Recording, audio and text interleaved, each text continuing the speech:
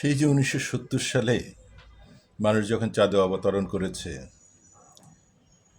এটা যখন সারা পৃথিবীতে ছড়িয়ে পড়েছে এই তথ্যটি,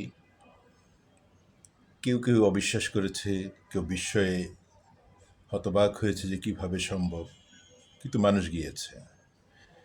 তারপরে গভীর আটলান্টিক কিংবা প্রশান্ত মহাসাগরের তলদেশে কোথায় কী আছে সে তথ্য মানুষ প্রতিনিয়ত নিয়ে আসছে পৃথিবীর বুকে। কিন্তু তারপরও কোথায় যেন প্রকৃতি তার রহস্যকে ধরে রেখেছে। প্রকৃতির সমস্ত রহস্য আসলে ভেদ করা বোধহয় মানুষের পক্ষে আর কখনোই সম্ভব হবে না। পৃথিবী যতদিন থাকবে প্রকৃতির কিছু রহস্য এভাবেই মানুষকে আবিষ্ট করে রাখবে, আকৃষ্ট করে রাখবে, মানুষকে নানাভাবে বিচলিত করবে, চিন্তিত করবে। গতকাল জুন মাসের ২৫ তারিখ পৃথিবীর ৩ মহাদেশে ৩টি ভূমিকম্প হয়েছে, ভয়ানক ভূমিকম্প। একটি হচ্ছে উত্তর আমেরিকার মার্কিন যুক্তরাষ্ট্রে, আরেকটি হচ্ছে দক্ষিণ আমেরিকার ভেনেজুয়েলায়, আরেকটি হচ্ছে আমাদের এশিয়ার জাপানে। এই ৩টি ভূমিকম্প সৃষ্টিকর্তার কোনো মেলবন্ধনে কিনা, নাকি প্রকৃতির একেবারেই নিজস্ব খেয়ালিপনা থেকে হয়েছে সেটি আমরা জানি না। কিন্তু ৩টি ভূমিকম্প পৃথিবীর ৩ প্রান্তে হয়ে পৃথিবীকে প্রকম্পিত করেছে, পৃথিবীর মানুষকে আতঙ্কিত করেছে আরও একবার। বিশেষ করে ভেনেজুয়েলায় পরপর যে ২টি ভূমিকম্প হয়েছে, এতে এই পর্যন্ত যতটুকু তথ্য পাওয়া যাচ্ছে, আশঙ্কা করা হচ্ছে লক্ষাধিক মানুষ এখানে নিহত হবে। জ্ঞান বিজ্ঞানের এই চরম উৎকর্ষতার সময় প্রকৃতির এরকম নিষ্ঠুর প্রতিশোধ নেওয়া আমাদের প্রতি, বা নিষ্ঠুর শাসন করা আমাদের প্রতি, হয়তোবা আমাদেরকে চিন্তা করার খোরাক দিচ্ছে যে আমরা আসলে প্রকৃতির উপরে কতটা নির্দয় হচ্ছি, প্রকৃতিকে কতটা আমরা নিষ্ঠুরভাবে, নির্মমভাবে ক্ষতি সাধন করছি।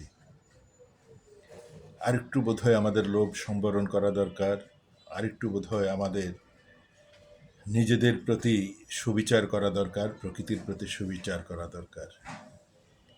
এখন পর্যন্ত কোনো বিজ্ঞান আবিষ্কার করতে পারেনি ভূমিকম্প কিভাবে প্রতিরোধ করা যায়, বা ভূমিকম্প হবেই এরকম সুনির্দিষ্ট পূর্বাভাস এখন পর্যন্ত বিজ্ঞানীরা দিতে পারছেন না। তাহলে এই প্রকৃতির এই নিষ্ঠুর প্রতিশোধ থেকে আমাদের বাঁচার উপায় কি? আমাদের এশিয়া মহাদেশে মাত্র বছর দেড়েক আগেও খুব সম্ভবত তুরস্কতে একটি ভয়াবহ ভূমিকম্প হয়েছে। তার আগে ইরানে হয়েছে, রাশিয়াতে হয়েছে, এরকম আশপাশে অনেক দেশেই হচ্ছে। গত বছর আমাদের এখানেও একটি বেশ বড় মাত্রার একটি ভূমিকম্প হয়েছে, পুরো দেশকে কাঁপিয়ে দিয়ে গেছে। এখান থেকে সারা পৃথিবীর মানুষের আসলে একটি শিক্ষা নেওয়া খুব গুরুত্বপূর্ণ হয়ে গেছে। প্রকৃতিকে আরেকটু শান্ত থাকার, প্রকৃতিকে আরেকটু ধীর স্থির রাখার জন্য আমাদের কিছু করতে হবে। প্রকৃতি যদি একবার ক্ষেপে যায়, প্রকৃতি যদি তার নির্দয় নিষ্ঠুর আচরণ প্রকাশ করে, তাহলে কি ভয়াবহ অবস্থা হতে পারে। এই প্রতিটি দেশের ভূমিকম্প হাজার না লক্ষ লক্ষ মানুষের প্রাণ কেড়ে নিয়ে আমাদের বুঝিয়ে দিয়ে যায় প্রকৃতির প্রতিশোধ কতটা নিষ্ঠুর। কিন্তু আমরা আমাদের প্রয়োজনে, আমাদের স্বার্থে, আবার কখনো কখনো প্রয়োজনের চেয়েও অনেক বেশি প্রকৃতির কাছ থেকে গ্রহণ করি, আর এভাবেই প্রকৃতিকে আমরা ব্যতিব্যস্ত করে তুলি।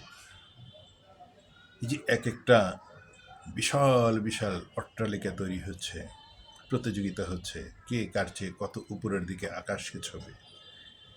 আপনি আকাশ ছোঁয়ার চেষ্টা করছেন, যে মাটির উপরে রেখে আপনি এই আকাশ ছোঁয়ার চেষ্টা করছেন আপনার ওই বিশাল বড় অট্টালিকাকে, সেই মাটি কতটা ভার সহ্য করতে পারছে, এগুলো একটু ভাবার প্রয়োজন আছে। আমাদের দেশে এখনো পর্যন্ত আমরা যে ভবনগুলো নির্মাণ করছি, সরকারের বেঁধে দেয়া যে নিয়ম নীতিগুলো সেগুলোই আমরা পালন করছি না। খোদ এই রাজধানী শহরের এই বহু বহু বহু জায়গায় আছে যেখানে একটি অ্যাম্বুলেন্স প্রবেশ করতে পারে না।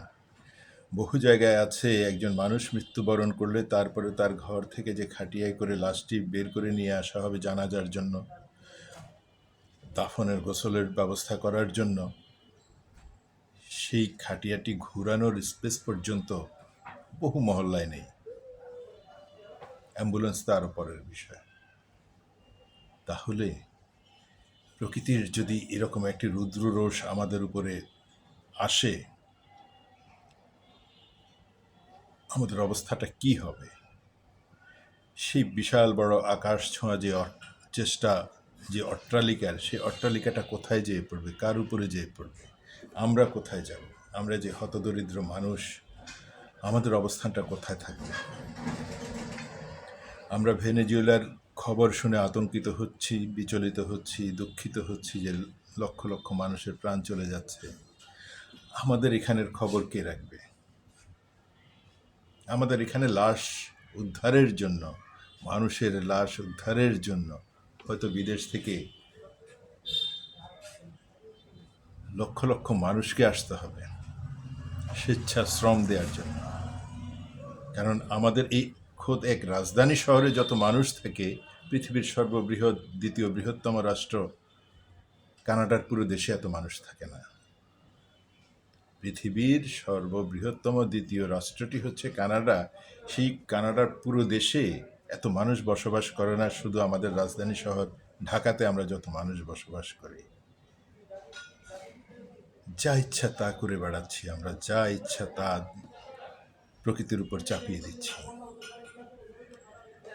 বলা হচ্ছে যে এই ভূমিকম্প টেকটনিক প্লেটের এই ঘুরপাকের কারণে, কম্পনের কারণে হচ্ছে। এই টেকটনিক প্লেট তো এখনও আছে, ভবিষ্যতেও থাকবে, বিগত বছরগুলোতেও ছিল। পৃথিবীর জন্ম থেকে এই টেকটনিক প্লেটগুলো ছিল, কিন্তু এখন অনেক বেশি নাড়াচাড়া হচ্ছে কেন? এখন অনেক বেশি কম্পন হচ্ছে কেন? এগুলি নিয়ে আমাদের ভাবা দরকার। আমার ভবন নাই বলে আমি হতাশ নই, দুঃখিত নই। আমার সেই আকাশ ছোঁয়া অট্টালিকা নেই বলে দুঃখিত নই। দুঃখিত আপনার অট্টালিকাটির জন্য। কারণ আপনার এই অট্টালিকাটি যখন প্রকৃতির প্রতিশোধের কারণে ভেনেজুয়েলায় যেভাবে দেখলাম ভেঙে পড়ছে, এইভাবে যদি ভেঙে পড়ে তাহলে আপনি কোথায় যাবেন? ভেঙে যে সেটি আমার উপরে পড়বে না, এটার কি কোনো নিশ্চয়তা আছে? তাই আকাশ ছোঁয়ার চেষ্টা না করে মাটিতেই থাকুন, প্রকৃতিকে আরেকটু শান্ত রাখার চেষ্টা করুন।